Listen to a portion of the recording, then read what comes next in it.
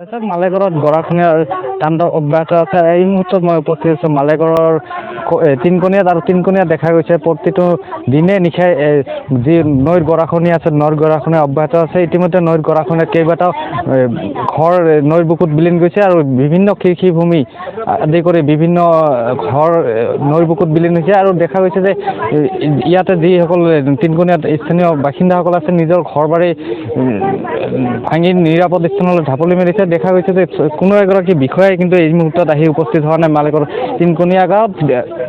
কিন্তু এইসকল লোকৰ কিন্তু খবৰ ল'বলৈ আহৰি নাই কোনো জনপ্ৰতিনিধি। মই আপোনাৰ পৰা জানিছোঁ কিমান দিনৰ পৰা গৰাখহনীয়া হৈ আছে?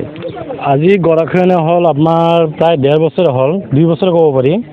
2 বছৰৰ ভিতৰত এতিয়ালৈকে হয়তো আমাৰ মুখ্যমন্ত্ৰী ছাৰ তেখেতে আহিছিল গোবিন্দপুৰত আহি যোৱা 1 বছৰ হ'ল আহি চাই গ'ল।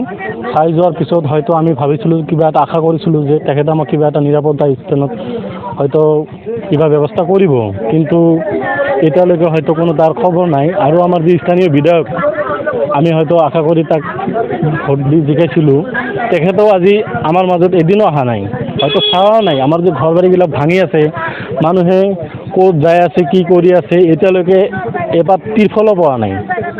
আৰু এই মানুহখিনি যে ঘৰ দুৱাৰ ভাঙি ক'ত যাই আছে কাৰো মাটি বাৰী একো নাই। আজি চৰকাৰে কোনো এটা বিধি ব্যৱস্থা আমাৰ কৰা নাই আৰু কি এতিয়ালৈকে কৰা নাই। ইতিমধ্যে কেইটা ঘৰ ব্ৰহ্মপুত্ৰ নৈত বিলীন হৈছে? কমচে কম 200 মান হ'ব। যোৱা বছৰৰ পৰা 200 ঘৰ গৈছে অলৰেডি। এইবাৰ মোটামুটি 50। এইসকলৰ খবৰ লৈ ৰাখিছেনে জিলা প্ৰশাসন বা স্থানীয় জিলা প্ৰশাসনৰ ভিতৰত আজি 2-3 মাহ মান আগত আমাৰ ডিচি ছাৰে আহিছিল। ডিচি ছাৰে আহি হয়তো কৈ গৈছে, কিন্তু কোনো তাৰ পিছত আমি কোনো হয়তো তাৰ কি পোৱা নাই আৰু কি ফলাফল পোৱা নাই। যে ডিচি ছাৰে যে কোনো এটা বস্তু যে হাতত লৈছে বা আমাক যে কোনো এটা ব্যৱস্থা কৰি দিব তাৰে একেখনো মানে কোনো প্ৰমাণে পোৱা নাই আমি। মানুহখিনি ঘৰ ভাঙি আছে, হয়তো মাটি বাৰী নাই লৈ যাই আছে, ক'তবা থাকি আছে, পাথৰৰ মাজত থাকি আছে, কাৰোবাৰ আলহীৰ ঘৰত যাই পিনে থাকি আছে। এই অৱস্থা আমাৰ।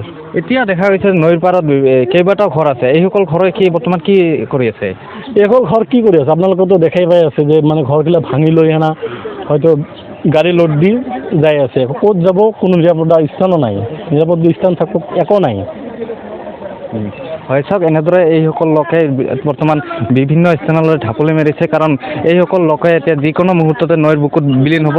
কাৰণ কোনো এগৰাকী জিলা প্ৰশাসনে বা কোনো এগৰাকী বিষয়ে কিন্তু এই মুহূৰ্তত খবৰ হয়। কি ক'ব আপোনালোক কিমান? আমরা গোবিন্দপুর আসছিলাম, সেখান থেকে ভাঙিয়েছে। এখানে খেতি মাটিও কিছু নাই, বাড়িঘরও নাই, গরু পোয়ালি ছাগল টাগল যা পালছিলাম কিচ্ছু নেই, সব কিছু সব। এখন অল্প মাটি অল্প মধ্যে জায়গা বসে বসে পায়খানা পেশাব করার জায়গা নাই, পানি খাওয়ার গোসলের জায়গা নাই, অল্প জায়গা পাক শাক করে যে খাবো সেই জায়গাটা এখন তেমন নাই। কোনো রকম করে অল্প জায়গার মধ্যে থাকি, ওই রাস্তার মধ্যে থাকি আর এবারে বাড়ি খালি যা পেশাব পায়খানা করি, পানি আনি খাই, এই রাস্তাঘাটে থাকি ভাই। বিধায়ক আহিছিল না খবৰ ল'বলৈ? বিধায়ক সাংসদ MLA প্রতিষ্ঠা আহিছিল না? এমএলএ সরকার আইছিল আঙ্গরে জানি অনেক অল্প মানুষ পাইছিল, আঙ্গরে আমরা পাওয়া নাই, আঙ্গরে অনেক কিছু দেওয়া নাই। আমরা এই যে 1.5 বছর হলো এবার ভাঙ্গে আইছি, আঙ্গুর এই নদী সেই হিসেবে আইল আবার আঙ্গুর এখন আবার ভাঙা নাকি আঙ্গুর আর উপায় নেই। এখন কোন উপায় কি করি? মানুষের তো সেই যা কোনখানে কিছু মাটি কিনা আছে তাও কিন্তু যাওয়ার উপায় আছে, আঙ্গুরে তাও নাই, কিছু নেই এখন। আচ্ছা, মই আপোনাৰ পৰা জানিম কিমান দিনৰ পৰা হৈ আছে গৰাখহনীয়া? এতিয়া 1.5 বছৰ 2 বছৰ মান হ'ল গৰাখহনীয়া কৰি আছে। এতিয়া এইসকল লোকে বৰ্তমান কলৈ গৈ আছে? নিজৰ ঘৰ ভাঙি ভাঙি ইহঁতৰ কোনো নিৰাপত্তা নাই। তাৰমানে কাবাইতো মাটি কিনা নাই না, মাটি কিনিলেহে ঘৰত থাকিব। এতিয়া ক'ত যাই আছে, গোষ্ঠী ঘৰত যাই আছে, কাবাই শ্বশুৰবাৰীত যাই আছে, এনেকৈ যাই আছে। নদীয়ে বৰ্তমান ভয়ংকৰ ৰূপ লৈছে। আজিতো যেতিয়া ভাঙছে মানে এতিয়া ক'বাই নোৱাৰি, 1.5 বিঘামান মাটি আজিয়ে গুচি গৈছে। এনেকৈ বহুত মাটি। ইয়াত কি কি নদী আছে?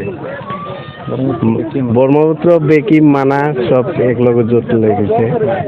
হয় চাওক, ব্ৰহ্মপুত্ৰ, বেকী আৰু মানাহ নদী তীব্ৰ গৰাখহনীয়াৰ কবলত পৰিছে এইসকল গাঁও। কাৰণ যিকোনো মুহূৰ্তত মানচিত্ৰৰ পৰা বিলীন হোৱাৰ পথত এই তিনকণীয়া গাঁওখন।